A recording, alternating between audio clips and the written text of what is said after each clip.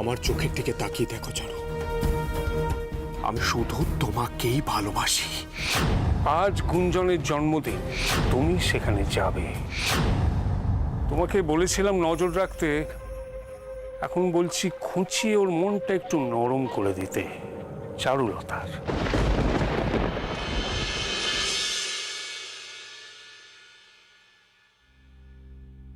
এখন কোথায় যাচ্ছ তুমি? কাজ আছে। কাজ আছে মানে? এখন এইভাবে এই সময়? আমার হয়তো ফিরতে দেরি হবে, তুমি শুয়ে পড়ো। হ্যাঁ, শুয়ে পড়বো মানে? এই, তুমি রাতে বাড়ি এসে খাবে না?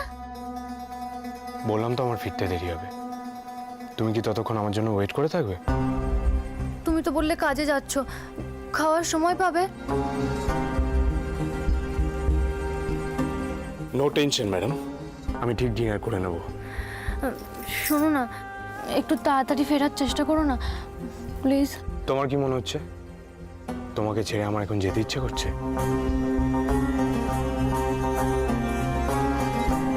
চারু, আমি বাধ্য হচ্ছি যেতে। আচ্ছা ঠিক আছে, আমি দেখছি কত তাড়াতাড়ি আমি ফিরতে পারি।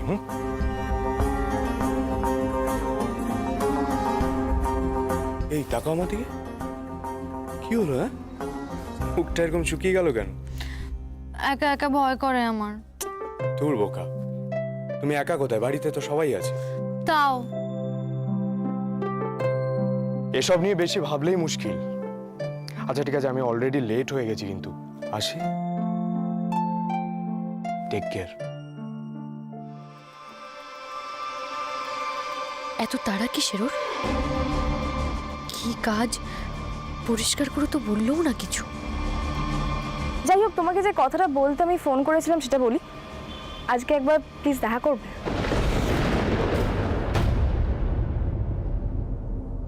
ও কি আদৌ সত্যি কথা বললো আমায়?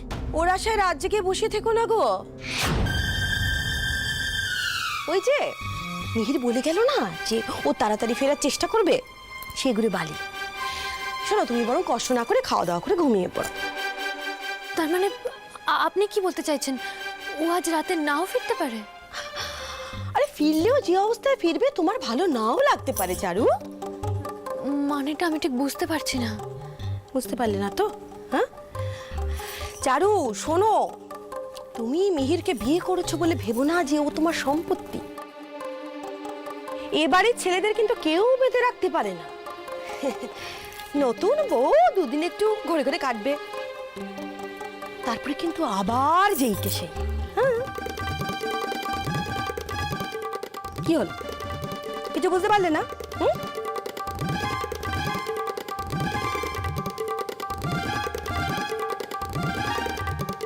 শোনো না, একটু চোখ কান খোলা রেখো। তবে এ বাড়িতে চোখ কান বন্ধ করে রাখলে তুমি শান্তিতে থাকবে, ভালো থাকবে। মানে আপনি কি বলতে চাইছেন, ও কোথায় গেছে আপনি জানেন? আরে বাবা, এই বাড়িতে কে কখন কোথায় যায় কখনো ভুলে যায় নাকি? হ্যাঁ, কিন্তু চারু তুমি তো জানো। হ্যাঁ, তুমি কেন জিজ্ঞাসা করছো? মিহির তো বিয়ের আগে তোমার সঙ্গেও গেস্ট হাউসে। কাকিমণি, ও হো হো হো, সরি সরি সরি। তাই তো, এখন তো আবার এই সমস্ত কথা বলা যাবে না। তুমি তো আমাদের বাড়ির বউ এখন। তবে কি জানো চারুলতা, আগুনে যখন হাত দিয়েছো তখন হাতটা তোমার পুড়বেই। কি গো, আমার কথাগুলো একদম ভালো লাগছে না? আমার উপর খুব রাগ হচ্ছে? কি আর করা যাবে বলো, এই বাড়িতে একমাত্র আমি সকলের মুখের উপর সত্যি কথাগুলো বলতে পারি, তা সে কথাগুলো যতই অপ্রিয় হোক।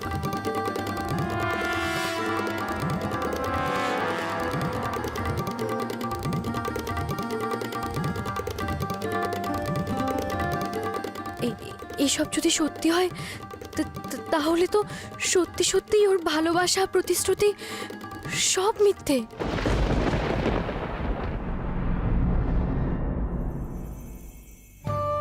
মুখে যাই বলুক দিদিয়াকে নিয়ে, সত্যিটা জানলে খুব দুশ্চিন্তা করবে, কিন্তু সত্যি সত্যিই তো দিদিয়া খুব বিপদের মধ্যে আছে।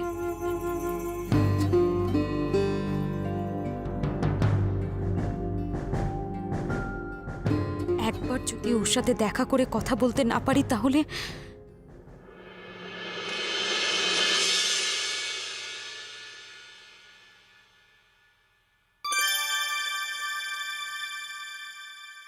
ঘুমাসনি এখনো?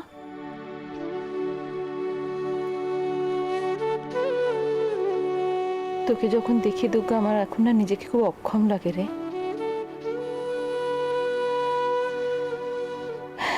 এই কদিনে তুই কত বড় হয়ে গেছিস বলতো। আর আমি দেখ না, আমি এখনো সেই আমার ভাবনা চিন্তার গণ্ডি ছেড়ে বেরোতে পারলাম না। এখনো আমি সেই রাগ করি, অভিমান করি, জানি এগুলো মূল্যহীন, তবু তো করি। আর তুই তুই এতটা বড় হয়ে গেছিস, আমাকে সামলাতে শিখেছিস। আমি চিন্তা করবো বলে কত কিছু এখন এড়িয়ে যাস।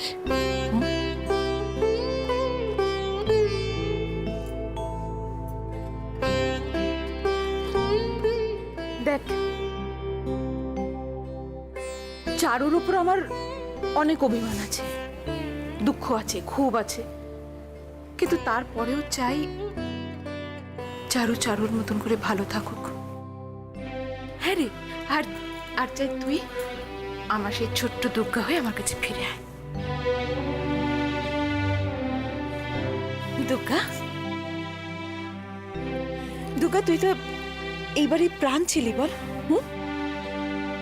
সকালে তোকে ঘুম থেকে তোলা থেকে শুরু করে রাত্রির বেলা খাইয়ে ঘুম পাড়ানো অবধি আমার কাজের শেষ থাকতো না। আর সেই আমি এখন কেমন বেকার হয়ে গেছি বল। আর জানিস তো, অলস মস্তিষ্ক শয়তানের বাসা। মা, মা, তুমি এসব? আরে আমি ঠিকই বলছি তো, না হলে মা হয়ে চারুর শাস্তি কামনা করি আমি? বাবার মা অভিশাপ সবসময় আশীর্বাদ হয়ে ফলে। তুমি তুমি এসব কথা মন থেকে বলেছো নাকি? মা, মা, আমাদের চারপাশে অনেক খারাপ জিনিস আছে, তাই তাই নিজেকে আর খারাপ রেখো না। আমি চাই রে, খুব চাই এই সব কিছু ভুলে যদি আরেকবার নতুন করে শুরু করা যায়। প্রতিমা, বাবা, তুমি না বলছি যে শুধু তোরাই না,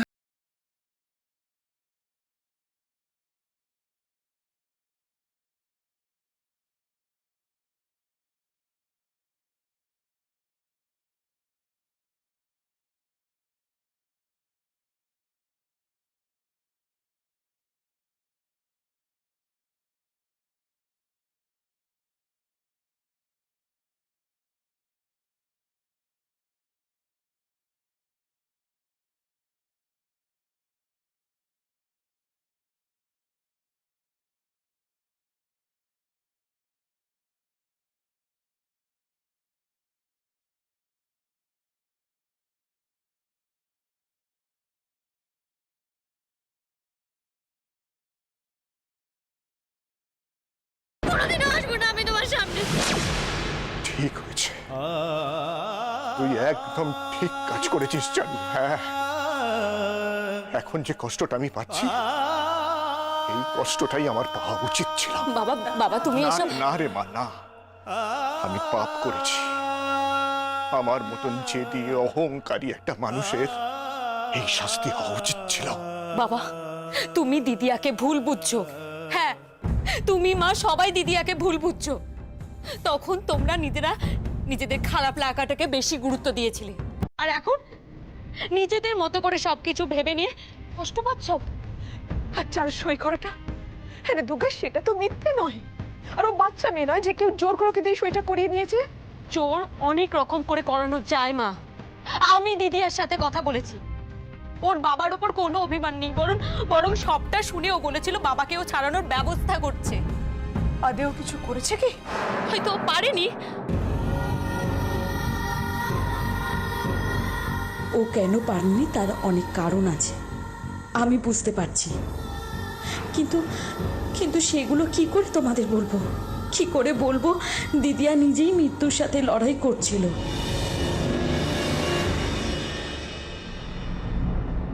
তোমরা মাথা ঠান্ডা করো। আর তোমরা নিজেরা নিজেদের মতো করে যেটা ভেবে নিচ্ছ না, সেগুলো সত্যি নয়। সত্যিটা সামনে আসবে। হ্যাঁ, আর সেটা বেশি দেরিও নেই। আমাকে জানতেই হবে এত সবকিছু জেনেও দিদিয়া চুপ করে আছে কেন?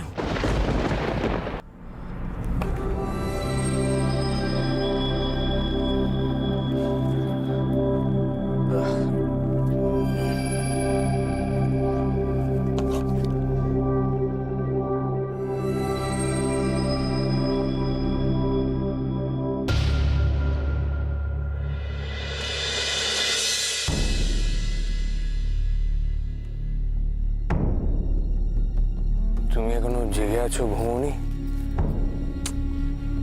আমি তো বলেছিলাম তোমাকে ঘুমিয়ে পড়তে, তাহলে জেগে আছো?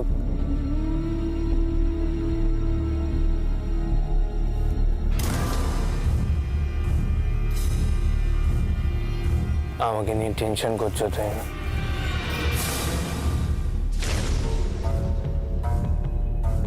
Oops. Sorry.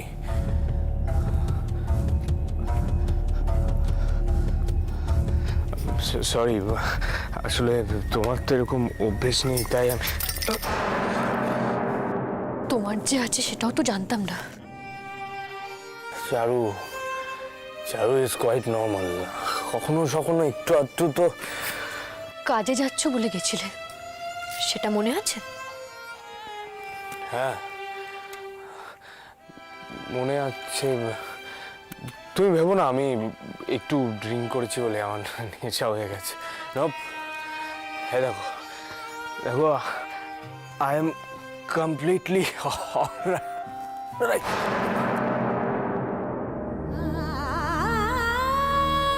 অনেক রাত হয়ে গেছে, রাত জেগো না, রাত বড় গোল মেলে।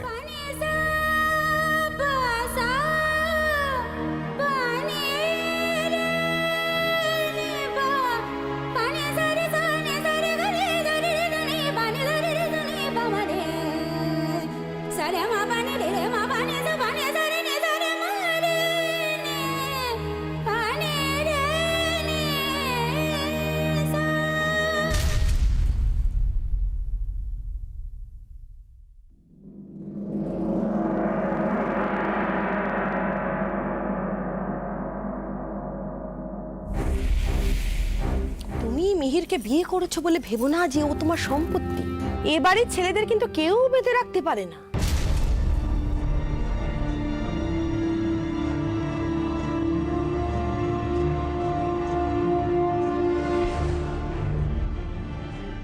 যে ভয়টা আমার মনে ঘুরে ফিরে আসছে সেটাই কি সত্যি?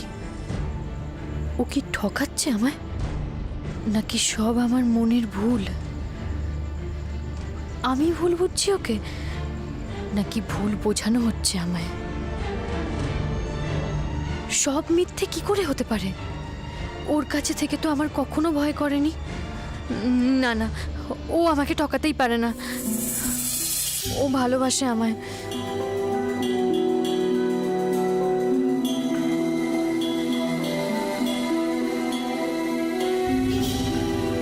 আমি তোমাকে ভালোবাসি, নিজের সবটুকু দিয়ে আমি তোমাকে ভালোবাসি মিহির।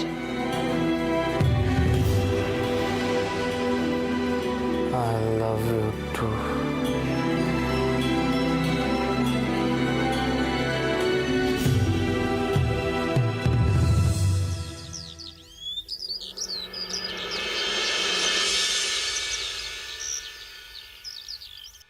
তোর তো দিদি আর কোনো দোষ চোখেই পড়ে না। আমি তো একটা জায়গায় আছি, কিন্তু তোমরা তোমরা দিদিয়ার ওপর রাগ করে আছো নাকি দুশ্চিন্তা করছো সেটাই বুঝে উঠতে পারছি না। কিছু ঘটে গেলে উল্টো পাল্টা ভাবতে শুরু করে দাও। নিজেরা নিজেদের মতো করে একটা ধারণা তৈরি করে নাও, করো। মা ও বাড়ির সবাই দিদিয়ার কথা ভাবছে, আর তোমরা এখানে চুপ করে বসে গালে হাত দিয়ে ভেবে যাচ্ছ। চারু পারতো না একটা ফোন করতে? করেনি। সাহস নেই তাই।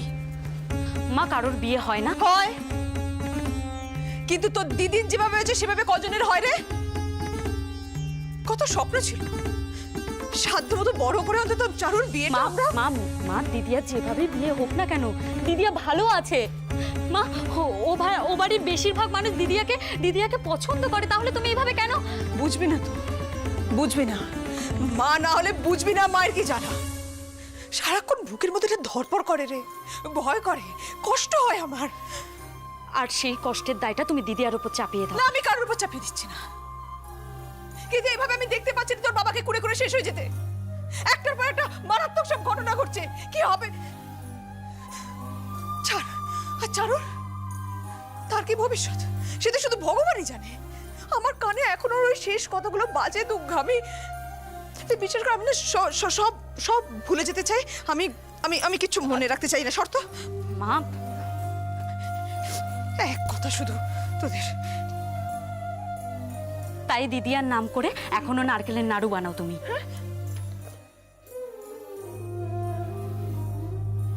মা মা, মনে কোনো দোটানা রেখো না, তাহলে কষ্ট বাড়বে।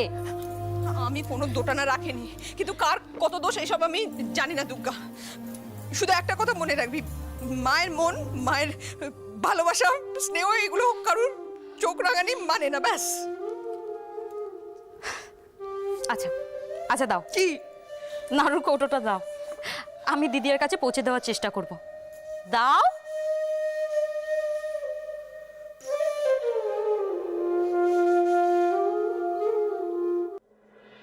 মা মা, ব্যাপারটাকে জটিল করো না। আমরা যদি দিদিয়াকে ভুল বুঝি তাহলে অনেকে এর সুযোগ নেবে। এই সুযোগটা সবাইকে নিতে দিও না মা।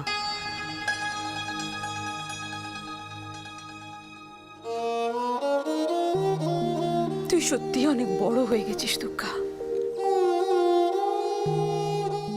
তুমি বুঝতে পেরেছো? এবার একা একা কলেজ যাচ্ছে বলে সারাক্ষণ ভগবানকে ডেকো না। হ্যাঁ হ্যাঁ। এর মানে একা একা কলেজ যাচ্ছিস মানে? সঙ্গে কি আর কেউ তো সঙ্গে? আরে বাবা, স্টেশনে যদি কারোর সাথে দেখা হয় ভালো, নাহলে একা একা চলে যেতে পারবো। মা, কথা বলতে বলতে অনেক দেরি হয়ে গেছে, আমি আসছি। মা মা, কিছু হবে না মা, আমি ডেকে দিচ্ছি। আরে আমি একা একা চলে যেতে পারবো মা। দায়িত্ব আমার। দুর্গা দিদি কলেজ যাবে আমায় বলেছিল, আমি ভ্যানে করে স্টেশন অবধি পৌঁছে দিয়ে আসবো।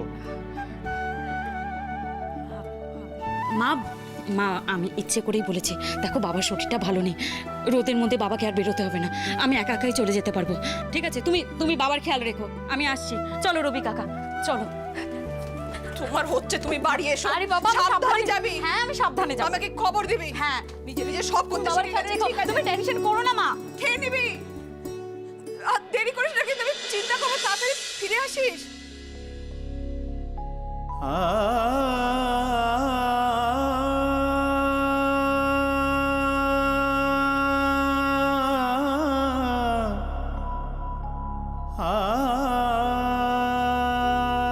আজকের পর তুমি আর কোনোদিনও তোমার চারুর মুখ দেখতে পাবে না, কোনোদিনও আসবো না আমি তোমার সামনে। তবু শেষবারের মতো আমি তোমায় একটা অনুরোধ করছি বাবা, পারলে আমায় ক্ষমা করে দিও।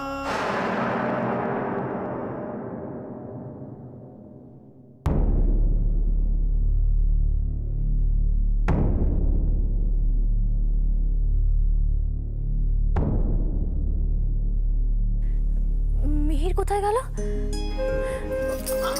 আমারও তো মনে হয় অনেক দেরি হয়ে গেছে, ডাকেও নি আমাকে।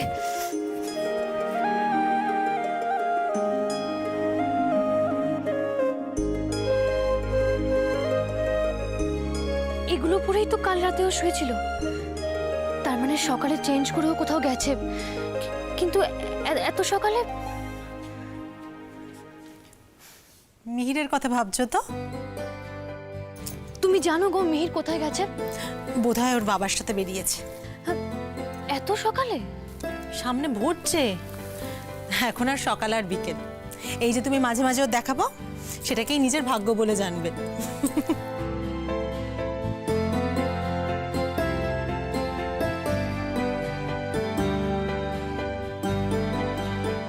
এত ভেবো না, চাটা তো ঠান্ডা হয়ে যাবে। দেখো না, কাল রাতেও অনেক দেরি করে বাড়ি ফিরেছে, এরপর সকালে কিছু না বলেই চলে গেল। এতটা আশাও করতে যেও না,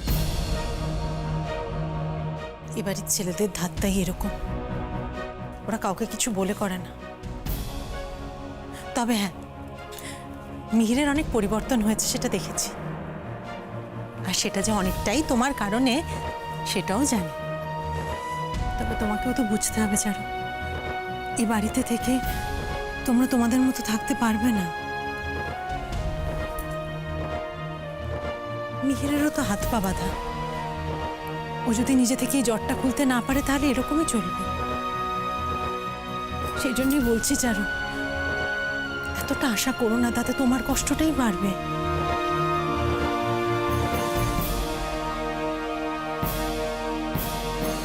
এই যে যদি খুব মন খারাপ করে তাহলে একটা ফোন করে নিও, কেমন? আসলে নির্বাচনী প্রচারে গেছে তো, অনেক দূরে দূরেও যেতে হয়, তাই জানি না ফোনটা ধরতে পারবে কিনা, তবু একটা ফোন করে নিও আর চাটা খেয়ে নিও। আমি আসছি।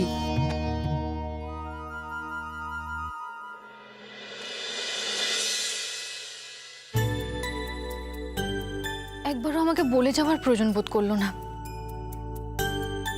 ও হয়তো বলবে আমি ঘুমোচ্ছিলাম বলে ডাকেনি।